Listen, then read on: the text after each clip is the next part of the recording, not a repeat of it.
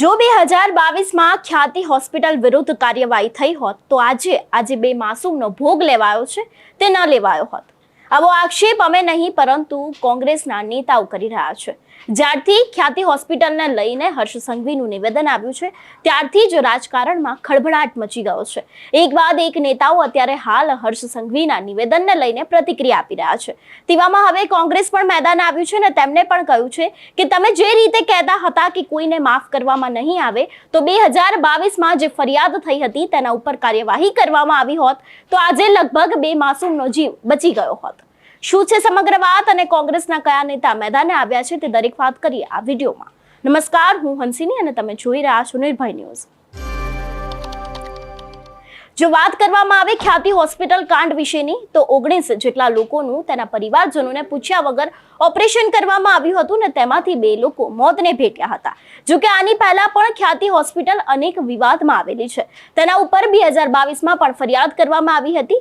તે સમયે આના ઉપર કોઈ જ કાર્યવાહી કરવામાં નથી આવી અને હોસ્પિટલ તેમની તેમ ચાલતી આવી છે। ત્યારે ફરી એક વખત આ વખતે 2 લોકો છે તે આ મોતને ભેટ્યા છે અને હવે તેને જ લઈને રાજકારણમાં પણ ખળભળાટ મચી ગયો છે। ત્યારે કોંગ્રેસના નેતા હેમાંગ રાવલ છે તેમને હર્ષ સંઘવીની પ્રતિક્રિયા ઉપર પોતાની પ્રતિક્રિયા આપી છે। ત્યારે સૌથી પહેલા તો કોંગ્રેસના નેતા હર્ષ સંઘવીના આડે હાથે લેતા શું કહી રહ્યા છે તેની સાથે જ ભાજપ સરકારને શું કહી રહ્યા છે તે સાંભળીએ। જે પ્રમાણે ગુજરાતની અંદર મેડિકલ માફિયાઓ બેફામ થયા છે અને લોકોના જીવ જઈ રહ્યા છે અને ગુજરાતનું આરોગ્ય તંત્ર છે એ સમગ્ર રીતે ધ્વસ્ત થઈ ગયું છે।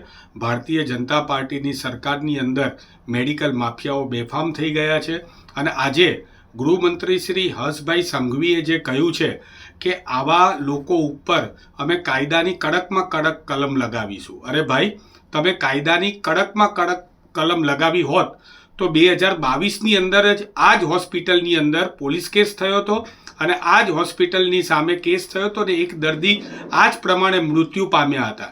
એ વખતે જો તમે કાયદાની કડક કલમ લગાવી હોત તો અત્યારે આ પરિસ્થિતિ જોવાનો વારો ના આવે।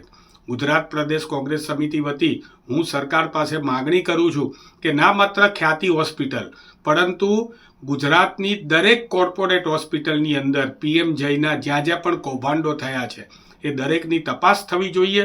અને ખાસ કરીને જો તમે એવું કહેતા હોય કે અમે કાયદાની કડક કલમ લગાવીશું તો તમારી પોલીસ જે છે એ આ ખ્યાતિ હોસ્પિટલના CEO રાજપૂત 2 દિવસ સતત મીડિયાની સામે આવ્યા અને મીડિયાની સામે આવીને ખ્યાતિ હોસ્પિટલનો CEO મીડિયાને એમ કહે છે કે તમારા લીધે મારી OT બંધ થઈ ગઈ અને એ વ્યક્તિ આજે 2 દિવસ સતત મીડિયાની સામે આવ્યા પછી ફરાર થઈ ગયો છે।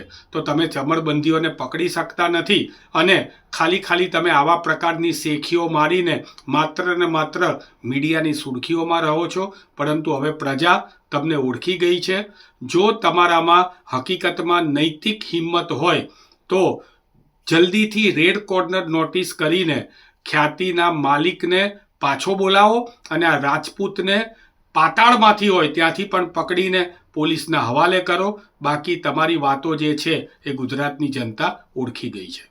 એક બાદ એક ખ્યાતિ હોસ્પિટલનો વિવાદ છે તે સામે આવી રહ્યો છે અને અનેક નેતા અત્યારે હાલ મેદાને આવ્યા છે। એ પછી કોંગ્રેસ હોય કે પછી આમ આદમી પાર્ટીના નેતાઓ હોય, અત્યારે દરેક લોકો ભાજપ સરકારને આડે હાથે લઈ રહ્યા છે। ગૃહ મંત્રાલય દ્વારા હજી સુધી કોઈ જ કાર્યવાહી નથી કરવામાં આવી તેને લઈને પણ અત્યારે સવાલો ઉઠ્યા છે।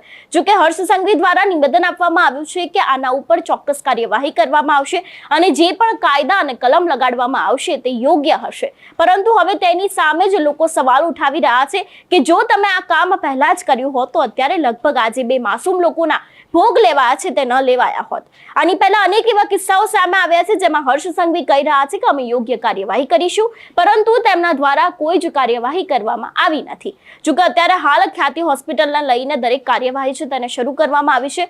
પોલીસ તપાસ પણ ચાલી રહી છે પરંતુ આ બધાની વચ્ચે ભાજપ સરકાર છે તે વિવાદમાં આવી છે અને લોકો ભાજપ સરકારને કહી રહ્યા છે કે જો તમે પહેલેથી કાર્યવાહી કરી હોત તો કદાચ આજે તે 2 લોકોના જીવ બચી ગયા હોત। આ વિષયને લઈને આપનું શું કહેવું છે અમને કમેન્ટ કરીને ચોક્કસથી જણાવજો। સાથે જ નિર્ભય ન્યૂઝને લાઇક, શેર અને સબસ્ક્રાઇબ કરવાનું ભૂલશો નહીં। નમસ્કાર।